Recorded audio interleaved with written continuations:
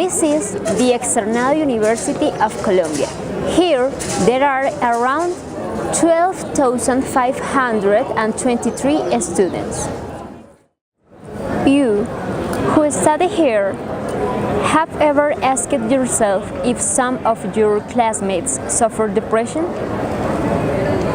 The accelerated pace of life and the academic pressure has produced in the students depression, a common and silent phenomenon. Once, when I entered the university, everything changed in my life. All this academic pressure kills me. Everything was totally different when I was in the school. So I remember that in first semester, all this academic pressure finished with me because I was not get used to it. So I fight against this, and I think that I suffered a little bit of depression because all the stress, all the works, all the bad grades hasn't killed me anyway. So I have to fight this alone because I don't have anyone to get support with. So this was the problem basically, and all the depression get to me to the point of I don't want to go to class, I don't want to get out of my house because this academic pressure was killing me in every sense. So finally I can fight against this because I promised to myself to pass the semester with good grades. So I started to study on my own, get support. That is the most important to get over the depression. It's getting support and help. So I talk with teachers, with friends that help me with the works and all the study. And finally I can get over all this awful problem and get over the depression that I suffered. Really went between the university, the group of my friends who had voted me for being brunette. All the days came to my house and looked at me to the mirror, and I was working why I naked this skin color.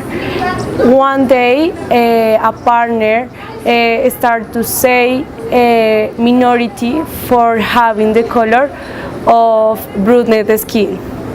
That they arrived at my house and told my parents because you were looking forward to kill me.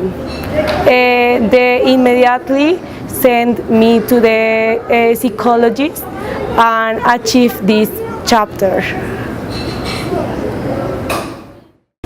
When I entered university, I started to suffer depression because I'm not used to lifestyle in the university. It was very difficult to me get friends, and since I was not from Bogota, I felt very lonely because my family and my friends were in Santander and I was alone in the city. My classmates were a bit rude with me, and I felt they hurt me for my accent or my class participation, and I feel that my dream of coming to the city to study was falling apart. In the university I felt that nobody ever gave me support, not was interested in what I was feeling. Obviously I thought about leaving the university and returning to my town. And even days I was thinking about much worse solutions like the suicide.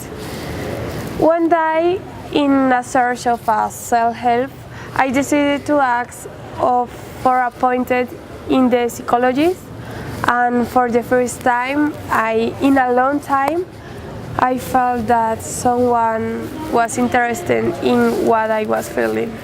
My psychologist helped me to see the world in a different way and to make me feel accompanied.